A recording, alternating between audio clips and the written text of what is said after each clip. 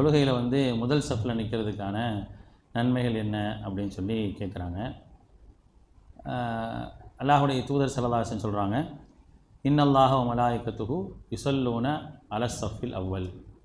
அல்லாஹும் வானவர்களும் முதல் வரிசையில் நிற்பவர்களுக்கு அல்லாஹ் அருள் புரிகின்றான். வானவர்கள் அருளுக்காக பிரார்த்தனை செய்கிறாங்க.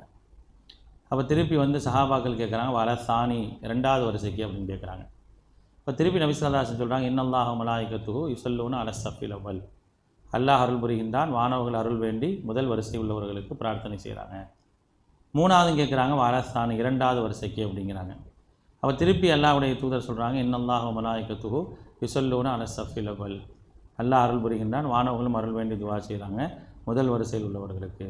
இப்போ நாலாவது அலசானின்னு கேட்கும்போது அலசானின்னு முடிச்சிடறாங்க.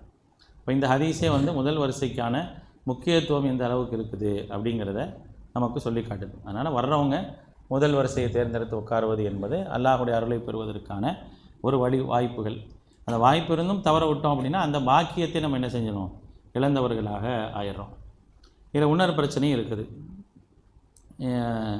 பொதுவாக இந்த 2-3 நோம்பில் நான் இதை சொல்லிக்கிட்டே இருந்தேன். இந்த வருஷம் நான் சொல்லலை. ஒவ்வொரு வருஷம் நோம்பில் வந்து இந்த ஹதீஸை சொல்கிறது தான். இந்த வருஷம் சொல்லலை. அதுக்கு ஒரு காரணம் இருக்குது. ஏன் சொல்லலை அப்படின்னா, ஒருத்தவங்க வந்து உட்காந்துடுறாங்க. ஒரு மகரிப்லேயோ ஃபஜ்ர்லேயோ பார்த்தீங்கன்னா ஒருத்தவங்க வந்து உட்காந்துடுறாங்க. ஓரளவு சஃப்பில் வந்து உட்காந்துடுறாங்க. ஒருத்தர் காம சொல்கிறதுக்கு ஒரு நிமிஷம் இருக்கும். அவர் ஃப்ரெண்டு முன்னால் உட்காந்து நீ வான்னு கூப்பிடுவார். அது ஒன்று நடக்குது.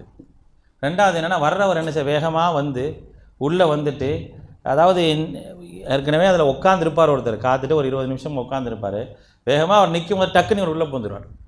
அவருக்கு வந்து என்னது, அது கிடைக்காம போயிடும். அப்போ சஃப்பை பேணணும், சஃப்புக்கு வரணும் அப்படின்னா நான் முதல்ல வரணும்னு அர்த்தம். அதுவும் இருக்குது. நான் முதல்ல வரமாட்டேன், கடைசியாக வந்து நான் முதல் வரிசையில் நிற்பேன் அப்படிங்கிற அந்த நடைமுறையும் தவறு. அது முற்றிலும் தவறு. ஏன்னா ஒருத்தன் வந்து உட்கார்ந்துனோட உரிமையை நீங்கள் என்ன செஞ்சிடறீங்க, பறிச்சிடுறீங்க. அப்போ அந்த அடிப்படையில் சஃப்பில் நம்ம இருக்கிறோம் அப்படின்னா, நம்ம பள்ளியில் இருக்கிறோம், உதவி செஞ்சுட்டு வரோம், நமக்கு முதல் சஃப்பு கிடைக்குது அப்படிங்கிறப்ப அதை ஒரு பாக்கியத்தை நான் தெரிந்து கொண்டு என்ன செய்யணும், அதில் வர்றதுக்கான வேலைகளை பார்க்கணும்.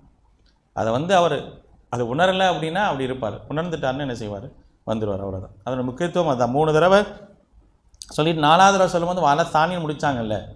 அப்போ அதை விட இதற்கு தான் முக்கியத்துவம் அப்படிங்கிறது தெரியுது. இப்போ நிறையா பேர் வராங்க, முதல் வரிசையில் நிற்கணும்னு வரோம், இடம் கிடைக்கல, அதுக்காக முயற்சி செய்கிறோம், முன்னாலே வந்தோம், நமக்கு இடம் கிடைக்கல அப்படின்னா நியத்திற்கு கூலி கிடைக்கும். அவ்வளோதான்.